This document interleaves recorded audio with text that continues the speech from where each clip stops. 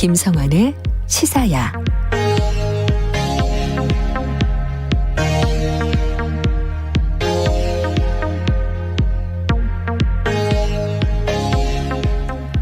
도심의 큰 길에선 시속 50km, 이면 도로에선 30km 이하로 차량 속도를 제한하는 정책이 지난해부터 시행되고 있죠. 보행자 안전을 위해 시행된 정책이지만 운전자들 사이에선 교통 체증이 늘었다라는 의견도 일부 있었는데요. 경찰이 제한속도 기준을 상향하기 위해 현장 점검에 들어갔다고 합니다. 시행 1년여 만에 수정이냐 아니냐 기로에 놓인 안전속도 5030 정책.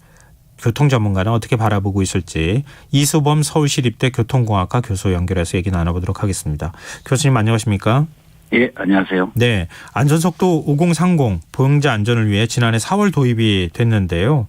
또 속도를 올리겠다 이런 입장으로 가고 있는 것 같습니다. 일단 지난 1년 정책 효과 어떻게 평가하십니까? 그 5030 정책이 하루아침에 뭐 바로 시행된 건 아니고요. 네. 그 얘기가 나온 지는 벌써 한 10년 전으로 이제 거슬러 올라가고 여러 이제 뭐 사람들 이제 의견을 모아서 겨우겨우 시행된 정책이고, 자, 도시부에서는 어차피 빨리 달리는 것도 한계가 있고, 그러니까는 이제 그 교통 약자, 뭐 보행자, 자전거 이런 사람들을 보호하기 위해서는 제한 속도를 낮추는 것이 바람직하지 않겠느냐. 네. 이런 취지에서 이제 시행이 됐고요. 예. 그래서 지금 한 1년 좀 지났는데 이렇게 너무 낮아서 속도가 낮아서 좀 불편하다라는 뭐 반대 의견도 있지만 전체적으로는 교통사고 감소에 기여하는 바는 굉장히 좀 크게 좀 기여하고 있다 이렇게 보고 있습니다. 교통사고 건수도 줄고 사망자 수도 줄었다 이렇게 봐도 됩니까? 뭐 사고 건수는 뭐 조금 줄 수 있지만 사망자나 아주 좀 심각한 중상자 수는 많이 줄었다. 왜냐하면 그 속도에 굉장히 민감하거든요. 속도가 네네. 얼마나 되느냐가. 그래서 뭐 그런 긍정적인 측면이 있다라고 보고 5030은 뭐 전 세계적인 추세가 다 그쪽으로 가고 있고 우리나라가 좀 늦게 시작한 편이다 이렇게 보시면 맞을 것 같습니다. 네. 근데 운전자들 사이에서 네.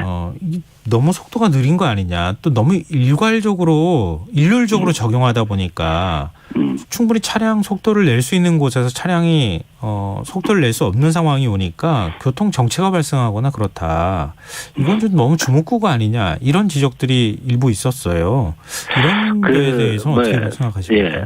사람들이 일단은 이제 제한 속도를 50으로 해놓으니까 굉장히 뭐 달리지도 못하고 좀 불편하다, 답답하다 이런 얘기들을 많이 하는데 그 전에는 물론 이제 제한 속도가 뭐 60인데도 있고 70인데도 있고 뭐 이렇기도 하지만 근데 그거보다도 오히려 더 빨리 달린 거죠. 대부분의 운전자들이 그러다 보니까 근데 50으로 딱 정착이 이제 새로 정책이 시행이 되면서 또 뭐가 바뀌었냐면은 그 단속 카메라가 굉장히 많이 생겼어요. 그러다 보니까 50km 이상으로 못 달리니까 그러다 보니까 운전자가 체감하는 속도의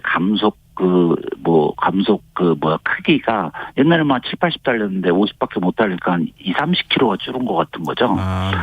네, 그러다 보니까 막 더 답답하게 느끼는 그런 경향이 없지 않아 있다. 이렇게 볼 수 있고요.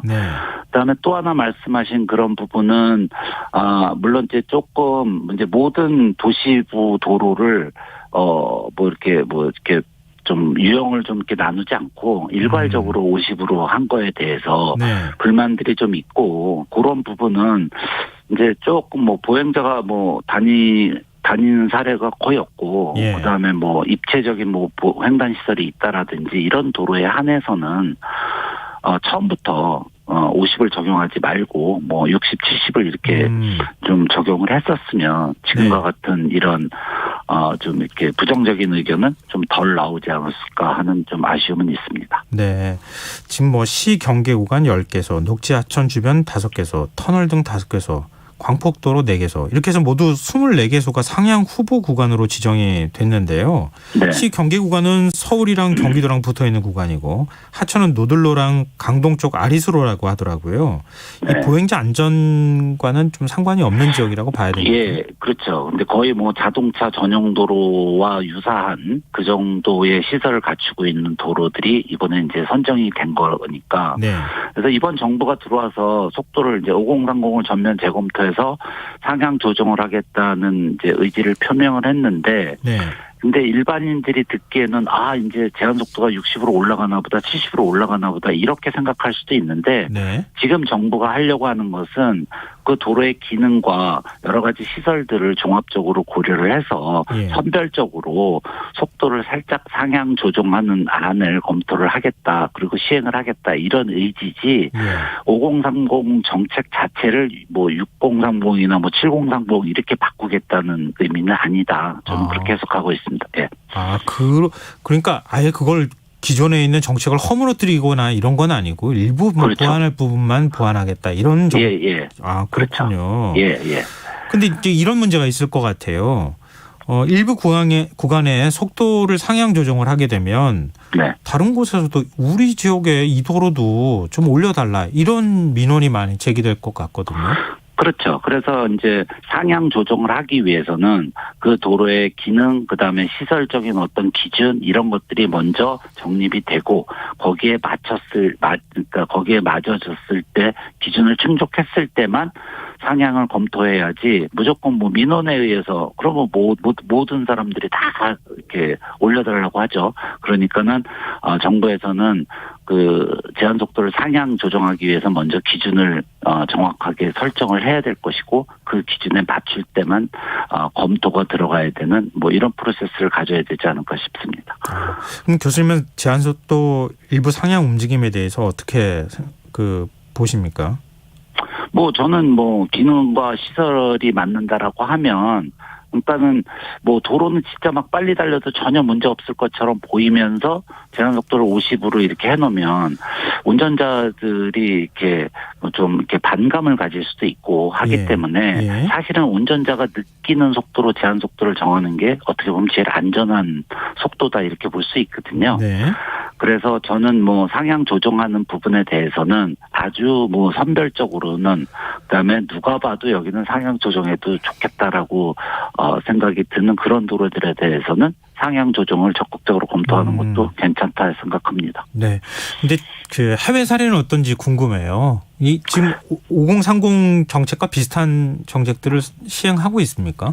그럼요. 예. 거기는 이제 뭐 시내에서는 어차피 빨리 달릴 필요가 없다라는 생각이 많고요. 그리고 특히 이제 이면도로나 주거 지역이나 이런 데서 30km로 달리는 그런 정책은 시행한 지 굉장히 오래됐습니다. 한 20년 이상 됐고요. 그래서 그게 잘 지켜지고 있고 그래서 이제 저희도 거기서 이제 벤치마킹을 한 거죠. 특히 뭐 스쿨존이라든지 보행 우선 도로라는 것들이 좀 있어요. 선진국에는 그런 도로에서는 뭐 거의 뭐 사람하고 거의 같은 속도로 가는 사람이 이제 우선권을 가지고 뭐 이런 식의 도로들도 많이 시행을 하고 있습니다. 네.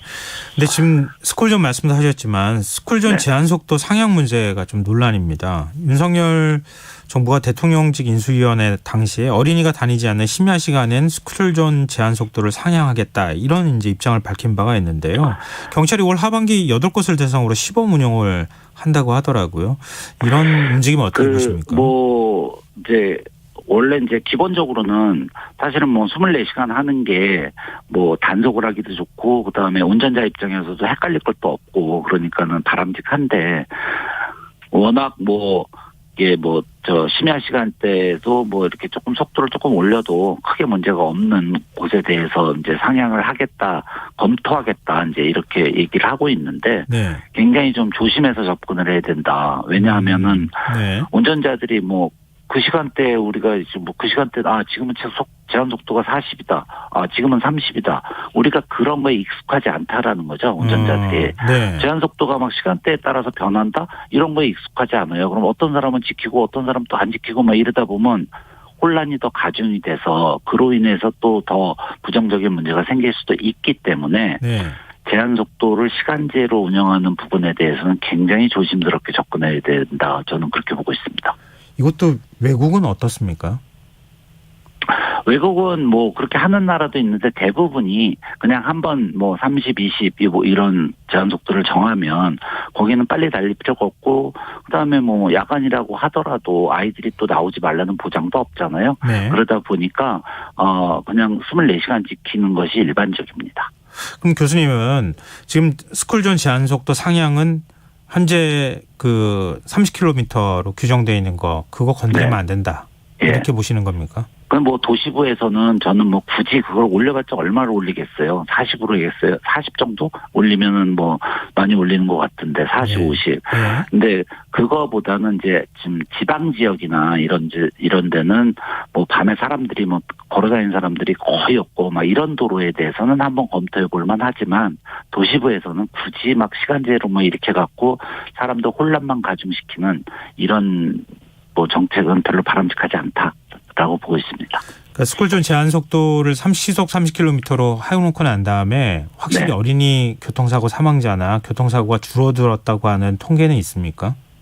예, 그 전반적으로 속도에 아까도 말씀드렸다시피 속도에 굉장히 부상자나 뭐 사망자가 이제 속도에 연관성이 많기 때문에 네. 그다음에 이제 제한 속도를 낮추고 그다음에 또 카메라를 굉장히 많이 설치했잖아요. 네네. 그래서 그러다 보니까 인사사고가 나더라도 굉장히 좀 경미한 사고, 그 다음에 사고수 자체도 많이 줄고, 왜냐하면 우리가 30km 이하로 다니면, 앞에 무슨 일이 벌어졌을 때 차를 그 자리에서 거의 그대로 세워버릴 수가 있어요, 운전자가. 신경만 쓰고 있으면. 네. 그렇기 때문에 사고 발생 가능성도 많이 줄고 있죠. 그래서 아직 시행한 지 1년밖에 안 돼서 정확한 통계 자료가 나오질 않아서, 제가 퍼센테이지를 명확하게 말씀드릴 수는 없지만, 네. 분명히 사고가 줄은 거는 맞습니다. 네. 그렇군요.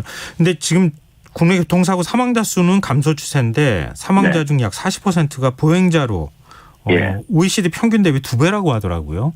이건 예, 맞습니다. 어떻게 좀 해야 될까요? 그러니까 좀 창피한 얘기긴 한데, 네. 선진국에 비해서 우리나라에서 사망자 중에 이제 40% 정도고 외국은 한 10%대 정도거든요. 예. 그래서 그만큼 우리는 차하고 사람하고 부딪히는 사고, 그로 인해서 희생당하는 이제 보행자들이 굉장히 많다는 얘기잖아요. 그래서 보행자가 있는데도 차들이 빨리 달리는 그런 부분, 빨리 달리면서 사고가 나는 부분들도 있고. 예. 근데 우리나라의 도로의 특성상 특히 이면 도로에서 그런 사고들이 생각보다 많이 일어납니다. 네네. 우리 이면 도로라는 게 뭐냐면은 보차 혼용 도로죠. 보도가 없는. 그리고 막 차하고 사람하고 섞어서 다니는 도로들이 굉장히 많아요. 우리가 알겠습니다. 선진국 가면 그런 도로 거의 없거든요. 네네. 그러다 보니까 막 혼자서 가다 보면 서로 사인이 안 맞으면 그렇게 사고가 나는 경우가 많이 있어서. 알겠습니다. 여기서 마무리하겠습니다, 교수님. 네. 네네. 예, 지금까지 이수범 교수였습니다. 고맙습니다. 네. 김성환의 시사 1부 순서 여기서 마무리하겠습니다. 전 11시 전과 2부에 다시 오겠습니다.